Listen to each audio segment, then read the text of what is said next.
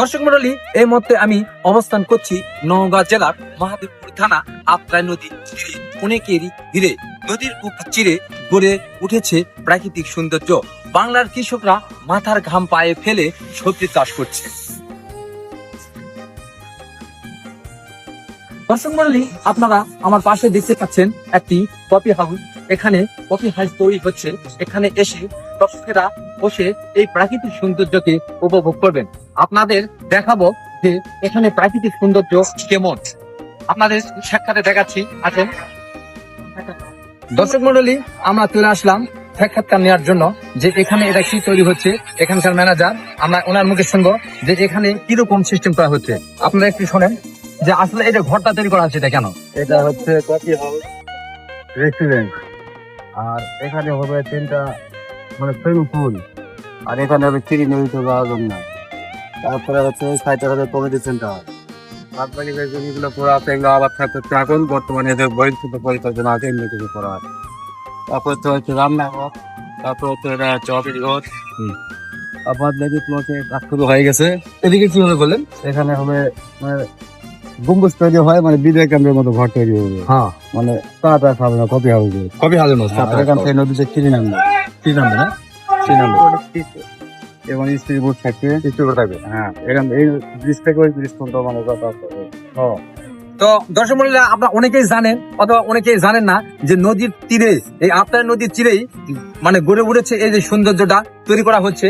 যে এখানে speed boat থাকবে, এই স্পিড বোট এই ব্রিজ থেকে ওই ব্রিজ পর্যন্ত যাওয়া আসা, এবং যারা শিবগঞ্জ মোড়, হ্যাঁ, তারপরে যাওয়া আসা করা হবে। এখানে দেখবেন যে কফি হাউস থাকবে। আর এই যে এটা কফি হাউসটা তৈরি আছে, এখানে এমন ভাবে ঝর্ণা তৈরি করা হবে যাতে এই কফি হাউসটা পানিতে ভাসতে এই সিস্টেম করা হচ্ছে। একটা দেখানো হোক, দেখা হবে দিন।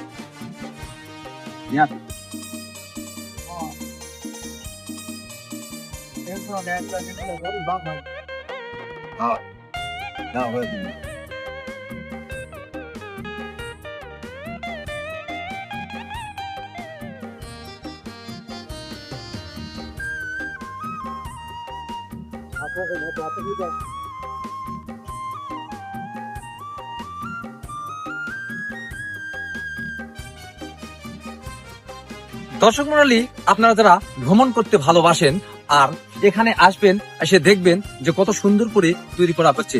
আপনারা এসে এখানে দেখবেন কিছু তৈরি হচ্ছে, আবার কিছু তৈরি হয়নি। যখন দেখবেন আর কিছুদিন পর, প্রায় আর 1-1.5 মাস পর দেখবেন অনেক সৌন্দর্য ভাবে এটা তৈরি করা হয়েছে। তো আমরা একটু এদিকে যাব, এদিকে দেখা হচ্ছে।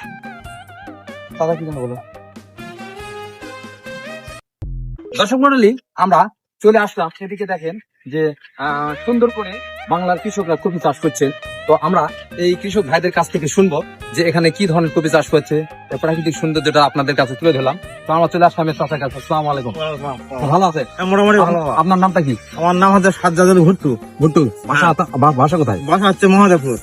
মহাদেবপুর নার্সার। জি। আপনি এখানে কতদিন পর কাজ করছেন? আমি এখানে কাজ করছি 3 মাস থেকে। 3 মাস থেকে কাজ করছেন। তো এখানকার প্রাকৃতিক পরিবেশটা ভালো লাগে না? মোটামুটি ভালো। এখানে আছে কপি আছে, ওলকপি আছে, টমেটো আছে, ঝাল আছে, জি, ওলকপি আছে, মোটামুটি আছে। আর এখানে হচ্ছে কমেডি সেন্টার। Comedy centre. কি কি হবে একটু বলতে পারবেন? কপি হাউস হচ্ছে। Coffee house?